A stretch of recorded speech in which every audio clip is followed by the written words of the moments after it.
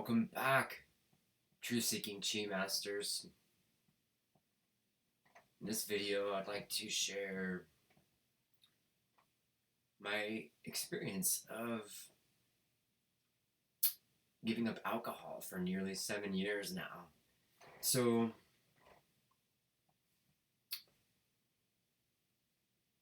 it's relatively unbelievable for me to even think I have not had any alcohol in almost 7 years. Okay, perhaps I've had a little bit with the herb tinctures, there's alcohol in there, and a kombucha. But as far as alcohol, I'm repulsed by it now.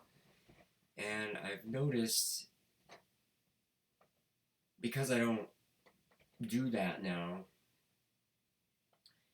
my chi is much more balanced. I'm not seduced into temporary temptations that I used to just seek out constantly. I drank a lot, pretty much every weekend in high school, and pretty much daily in my late teens, early 20s. And I just kept getting sicker and sicker and sicker. I was killing myself slowly, really.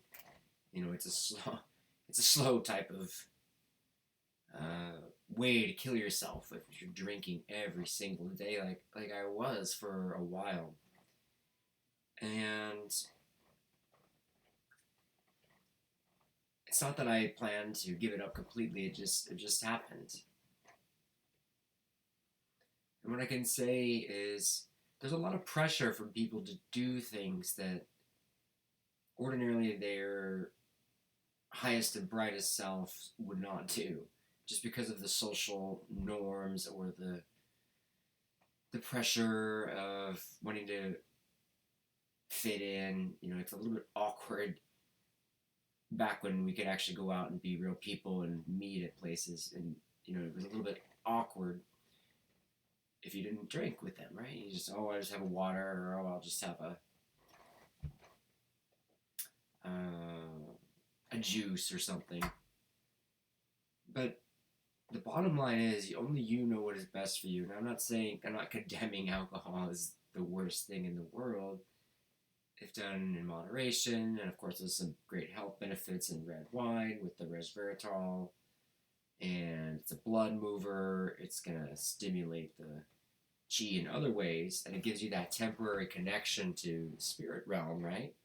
We know that spirits is another word for liquor and alcohol and beer and wine. And from what I understand, this terminology does have some legitimate roots, because in one sense, when you use alcohol to strip out the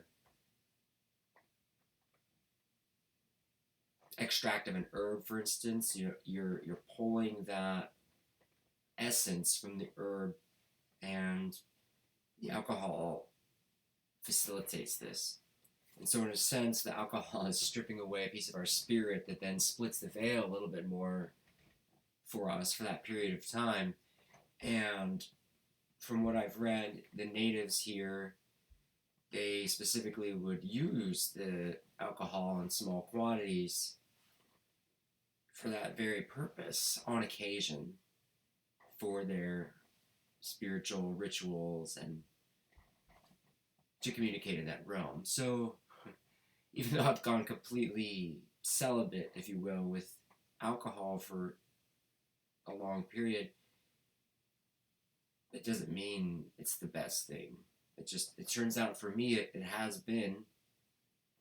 And there may be another time where I have it again, but I just have no urge. I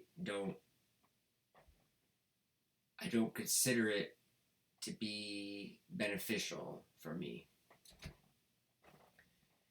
And it's really obvious that it causes health problems even when it's abused.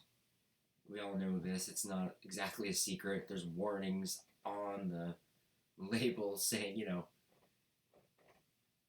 don't do this if you're pregnant. Could cause cancer. So why do people do it?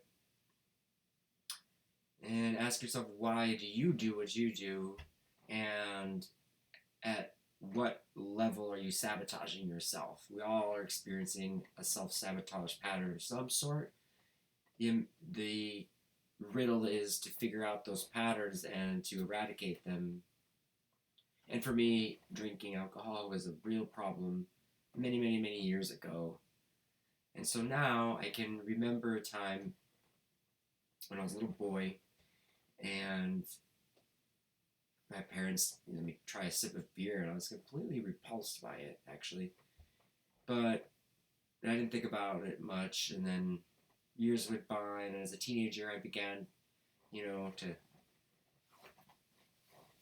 drink my parents' supply a little bit, and but why? Why did I do that? Is it because I was being bombarded with commercials everywhere? Was it being glorified? Was it being imprinted on my subconscious?